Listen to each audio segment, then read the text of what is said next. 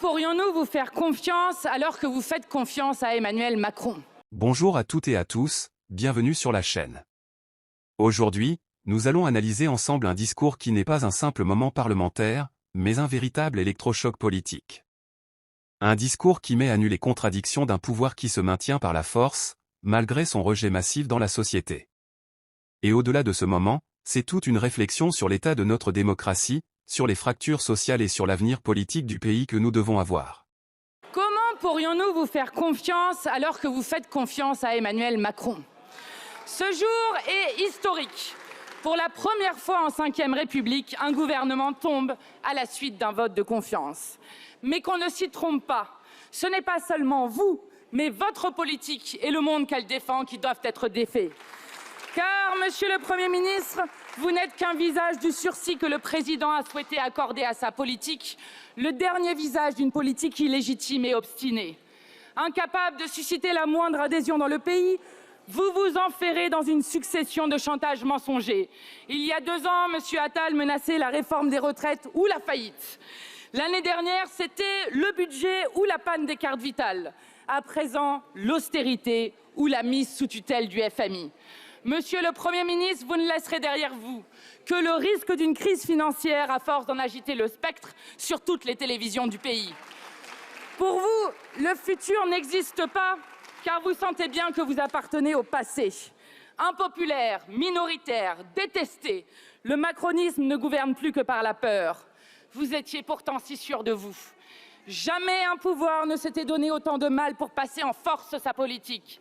49.3 en série, combine constitutionnelle, brutale répression des mouvements sociaux, piétinement de l'opposition, dissolution du Parlement, déni du résultat des élections, reconduite des perdants au gouvernement. Tant d'efforts pour gouverner seul contre tous et vous voilà à déplorer un déficit que vous avez vous-même creusé. Votre numéro de prophète de pacotille n'amuse plus personne. Notre groupe parlementaire se félicite de n'avoir jamais adhéré à un seul de vos budgets qui nous ont conduits dans le mur. Nous ne partageons pas votre diagnostic et encore moins vos remèdes. Les spéculations hasardeuses du Mozart de la finance nous ont coûté 1000 milliards de dettes supplémentaires. Alors que les besoins en santé, en éducation, en services publics, en investissement dans la bifurcation écologique ont explosé, vous avez privé la puissance publique de recettes précieuses. Vous avez appauvri l'État et affaibli les services publics. Vous avez baissé l'impôt sur les sociétés, supprimé progressivement les impôts de production, supprimé l'impôt de solidarité sur la fortune, mis à sac le financement de la sécurité sociale et arrosé les transnationales de plus de 200 milliards d'aides publiques chaque année sans aucune contrepartie. Les drogués à la dépense publique portent un nom, le MEDEF, et vous gouvernez à ses côtés. Depuis 8 ans, vous avez fait du capitalisme financier le plus grand assisté de la République. Les 500 plus grands détenteurs de patrimoine de ce pays vous remercient. Ils ont doublé leur fortune en 8 ans. Et vous promettez les larmes et la sueur à tout le reste du pays. Quelle indignité! Hausse historique des défaillances des petites et moyennes entreprises. Fermeture d'usines, taux de chômage à la hausse, avalisation d'un accord humiliant avec les États-Unis, la fable des gestionnaires raisonnables autoproclamés a assez duré. Vous voilà à demander aux salariés de travailler 2 jours fériés gratuitement. Supprimer 2 jours fériés pour voler 4 milliards d'euros aux travailleurs, soit l'équivalent du montant de l'impôt de solidarité sur la fortune que vous avez supprimé. Voler 2 ans de vie avec la retraite à 64 ans ne vous a pas suffi. Il fallait, pour gaver ceux qui avaient déjà tout, priver ceux qui n'avaient rien, de la tranquillité même de ce rien. Vous resterez dans l'histoire, comme cette oligarchie rapace qui ne supporte pas que les gens puissent profiter des petits bonheurs de la vie, consacrer du temps à soi, aux siens, aux autres, jardiner, pouvoir aller au restaurant ou en week-end, admirer la mer ou un ciel étoilé. Oui, aujourd'hui est un jour de soulagement pour des millions de Français. Soulagement que vous partiez, Monsieur le Premier ministre, après vos mensonges face au scandale Betaram qui a mis des générations d'enfants en danger. Soulagement de ne plus avoir comme ministre de l'Intérieur un homme qui parle comme Pétain de français de papier et qui hurle à bas le voile. Soulagement que vous emportiez dans votre chute votre projet de budget cruel et injuste qui visait à dépouiller le peuple de France. Car vous n'êtes pas seulement une imposture, mais un danger pour le pays. La violence de votre politique s'abat dès le berceau. Plus de 2000 enfants naissent, vivent et meurent dans la rue, aux côtés des 350 000 sans-abri du jamais vu depuis l'après-guerre. Notre taux de mortalité infantile est l'un des plus élevés d'Europe. La maladie du scorbut que l'on croyait enrayée depuis un siècle atteint aujourd'hui de jeunes enfants. Vous n'avez pas dépensé un centime pour protéger les enfants des violences sexuelles, et ce alors que 3 enfants par classe seraient victimes d'inceste. Vous n'avez rien fait pour démarchandiser le secteur de la petite enfance. Pire, Madame Berger a copiné avec les lobbies des crèches privées. Rien non plus pour ces milliers d'enfants en situation de handicap privés de scolarisation à la rentrée, faute d'accompagnatrices. Le macronisme est une fabrique de maltraitance infantile, mais à vous suivre, ces enfants-là n'avaient qu'à hériter. C'est ce qu'Emmanuel Macron avait oublié de préciser. Avec vous, l'argent ne ruisselle qu'à la naissance sur les bien-nés. Vous avez fait de la France une société de caste archaïque, où l'héritage concentre 60% du patrimoine national. Comme au XIXe siècle, les 10% des plus riches concentrent 80% des actifs financiers et professionnels. Mais comment vous en vouloir ? Vous en faites partie. Pour être dans ces gouvernements très courts mais très sélects, il faut posséder au minimum 3 logements. Il faut de préférence être millionnaire, comme c'est le cas de 22 de vos ministres, qui ont généralement hérité de leur fortune. 104 millions d'euros, c'est le patrimoine cumulé des ministres au pouvoir.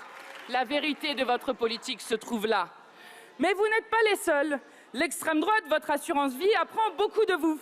La Le Penny, qui a refusé par 8 fois de voter la censure de votre gouvernement et qui a empêché la discussion de la destitution d'Emmanuel Macron, la Le Penny pactise désormais avec les grands patrons. Elle promet que son programme raciste maintiendra les fondamentaux d'Emmanuel Macron. Voilà que se dessine la ligne de partage dans les grands choix qu'auront à trancher notre pays. Celui que nous proposons est connu. Diplomatie non alignée au service de la paix. Relance de l'économie par la consommation populaire, justice fiscale, nouveaux droits, investissement dans la bifurcation et l'adaptation écologique, passage à la 6e République pour mettre un terme au pouvoir d'un seul au détriment de tous. Ce qui frappe d'abord, c'est l'idée d'un gouvernement qui n'a plus de légitimité réelle. Pas parce qu'il manque de majorité, mais parce qu'il a perdu la confiance du peuple. L'orateur nous dit en substance, comment croire un Premier ministre qui n'est que le relais d'Emmanuel Macron, alors même que ce président s'est enfermé dans une politique de plus en plus autoritaire et coupée des réalités. C'est une critique frontale, on ne reproche pas seulement une erreur de gestion, mais un système entier qui ne gouverne plus que par la peur et le chantage. Et ce chantage, nous l'avons tous vu, réforme des retraites imposée par la menace d'un effondrement budgétaire, budget présenté comme vitaux sous peine de chaos social, discours alarmistes pour imposer l'austérité. Mais la vérité, et c'est ce que souligne ce discours, c'est que ces menaces ne sont qu'un écran de fumée. Car derrière, c'est la même logique qui continue, donner toujours plus au capital, aux multinationales, aux plus riches, et priver l'État de ses moyens d'action. Résultat ? Plus de 1000 milliards de dettes supplémentaires en quelques années, alors même que les besoins explosent en santé, en éducation, dans les services publics et dans la transition écologique. On nous répète que la France n'a pas les moyens.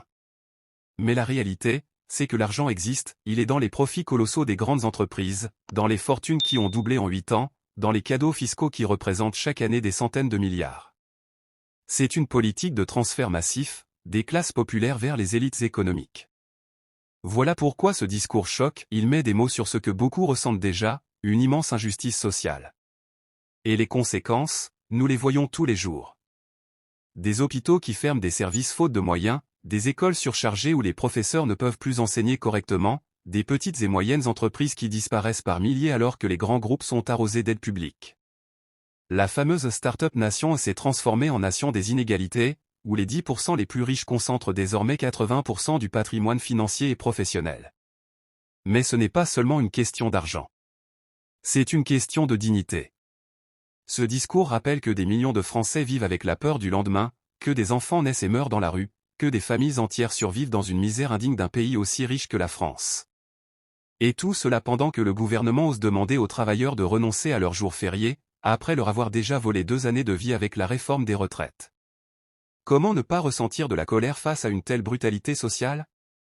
Le pouvoir actuel ne gouverne plus, il réprime. 49.3 à répétition, piétinement de l'opposition, dissolution du Parlement, retour au gouvernement de ministres battus dans les urnes, répression violente des manifestations. ce n'est plus une démocratie apaisée, c'est une présidence qui s'accroche contre le peuple. Et pourtant, malgré tout cela, ce gouvernement ose se présenter comme celui de la responsabilité. Mais quelle responsabilité y a-t-il à ignorer la souffrance sociale, à creuser la dette, à humilier les travailleurs? Ce passage du discours est donc central, il ne s'agit plus seulement de critiquer une mesure ou une réforme. Il s'agit de dénoncer un système entier, une logique où le pouvoir est confisqué, où l'argent public est accaparé, et où la voix du peuple est réduite au silence. Mais cette critique ne s'arrête pas là. Elle met en lumière une autre réalité, le rôle de l'extrême droite. Car pendant que le gouvernement Macron applique des politiques de plus en plus antisociales, il ouvre un boulevard à ceux qui prétendent représenter le peuple, mais qui en réalité pactisent déjà avec les puissants. L'extrême droite, loin d'être une alternative, se contente d'adopter le même logiciel économique, en y ajoutant son poison, le racisme, la division, le rejet des étrangers. C'est une double imposture, et ce discours le souligne avec force. On voit alors se dessiner une ligne de fracture historique. D'un côté, le bloc Macron et l'extrême droite, tous deux d'accord pour maintenir le système actuel, pour protéger les privilèges des plus riches, pour sacrifier l'écologie et les droits sociaux. De l'autre, un projet alternatif, celui d'une diplomatie indépendante au service de la paix, d'une relance économique par la consommation populaire, d'une justice fiscale qui redonne des moyens à l'État, et d'un véritable tournant écologique. Autrement dit, une rupture profonde avec l'ordre établi. Et il faut bien le dire, cette rupture n'est plus seulement un choix idéologique. Elle devient une nécessité. Car la crise n'est pas seulement économique ou sociale, elle est aussi morale et démocratique. À l'international, la voix de la France s'est affaiblie. Elle n'est plus entendue comme porteuse de paix et de justice, mais comme complice des guerres et des injustices. La diplomatie française est réduite à des incantations, pendant que des crimes de guerre sont commis sous les yeux du monde. Comment parler d'autorité morale quand on continue de vendre des armes à des régimes qui massacrent des civils? À l'intérieur du pays, le constat est tout aussi sombre, la montée de la haine, le mépris envers les minorités, l'explosion des féminicides, la banalisation des violences policières. Ce discours nous le rappelle, la ruine n'est pas seulement économique, elle est aussi humaine. Une société qui tolère que des enfants meurent dans la rue, que des milliers de femmes soient tuées ou violentées, que des discriminations prospèrent, est une société qui s'abîme. Alors oui, ce jour est présenté comme historique, celui de la chute d'un gouvernement qui n'avait plus la confiance du peuple. Mais au fond, ce n'est qu'un début.